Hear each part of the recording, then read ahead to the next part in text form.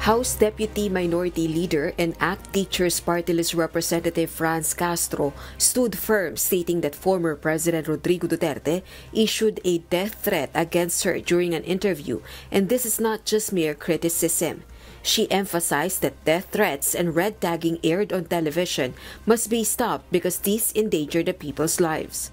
According to the Makabayan Bloc lawmaker, this is the reason why she filed a grave threats complaint.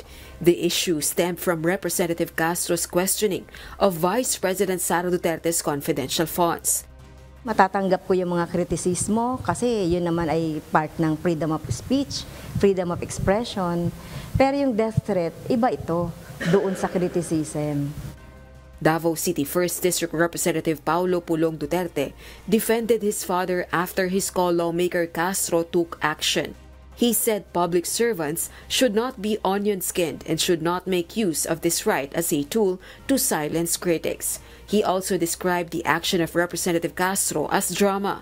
However, Castro asked the Davao City representative who truly bears the label of being onion-skinned.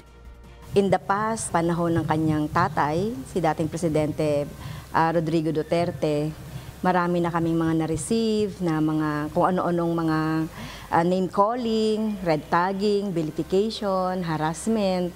Pero hindi naman kami kumikibo, no? So, pero iba na tong threat, death threat na binanggit ng kanyang tatay.